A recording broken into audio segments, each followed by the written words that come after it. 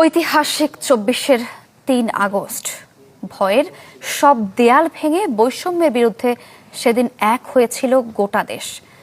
কেন্দ্রীয় শহীদ মিনারে লাখো ছাত্র জনতার বজ্রকণ্ঠে উচ্চারিত হয় স্বৈরাচার পতনের এক দফা। সেদিন থেকেই ফ্যাসিবাদী শাসনের অবসান ছিল শুধু সময়ের অপেক্ষা। ৩৪ জুলাইয়ের সেই গল্প জানাচ্ছেন সহকর্মী মুহাজির হক। ক্যামেরা ছিলেন রিপু আহমদ।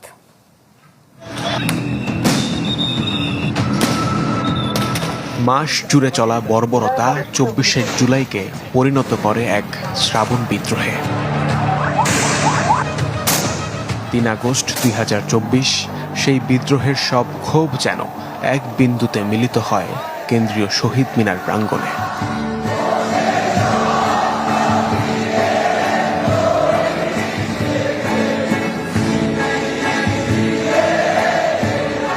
বৈষম্যের সব শিকল ভেঙে সবাই সেদিন এক ঐক্যবদ্ধ।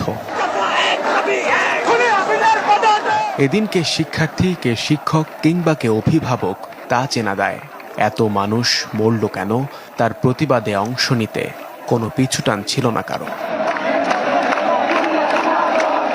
ভয়ের দেয়াল ভেঙে ফেলে লাখো ছাত্র জনতার বজ্রকণ্ঠে সেদিন উচ্চারিত হয় এক দফা শেখ হাসিনার পদত্যাগ।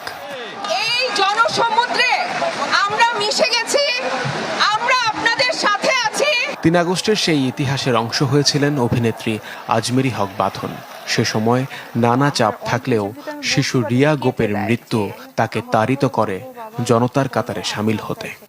আমাদের ট্যাক্সের টাকায় কেনা বন্দুক, সেই বন্দুকের গুলি দিয়ে আমাদেরকে গুলি করা হচ্ছে, যেখানে আমাদেরকে রক্ষা করা তাদের দায়িত্ব ছিল। যেই দিন আসলে রিয়া গোপের গুলি লাগে এবং রিয়া গোপ কিন্তু 6-7 দিন বেঁচে ছিলেন।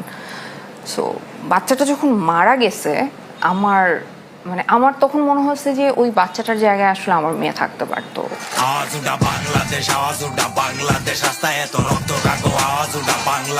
এমন ঐকতানে যখন গর্জে উঠেছিল বাংলাদেশ, পতনের দ্বার প্রান্তে এসে প্রতিবাদী কণ্ঠগুলো চেপে ধরতে চেয়েছিল স্বৈর শাসক।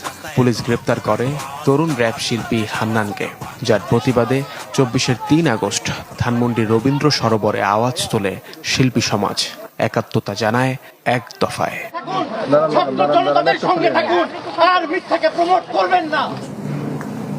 দেশের প্রথম প্রিমিয়াম হেলথ এডিশন এসি, সাথে লক্ষ টাকার পুরস্কার। TCL।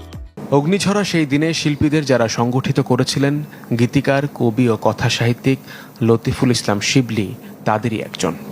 ৫ তারিখে যেরকম ঘটনা ঘটতে যাচ্ছে সেটা আমরা ৩ তারিখে আমরা তখন ভাবছিলাম যে আচ্ছা এটা একটা চরম পর্যায়ে গেছে, হয়তো আমাদেরকে আরও রক্তের ভিতর দিয়ে যেতে হবে, আরও নির্যাতনের ভিতর দিয়ে যেতে হবে।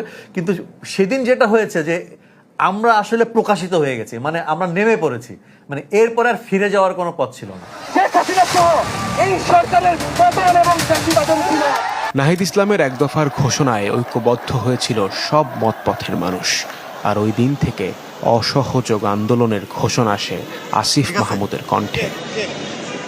আমাদের পরিকল্পনা ছিল বা ধারণা ছিল যে আন্দোলনটা আর একটু লেংদি চলবে এবং আমাদের অসহযোগের দিকে যেতে হবে সরকারের সাথে। লাখ লাখ মানুষ তারা এক আঙুল উঁচিয়ে এক দফার ইশারা করছিলেন।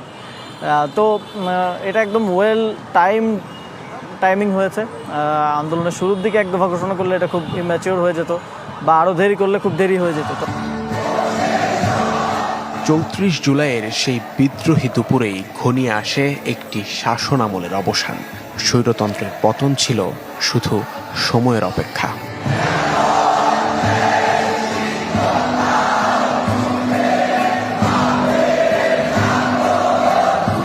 মুহাজির হক, চ্যানেল 24, ঢাকা।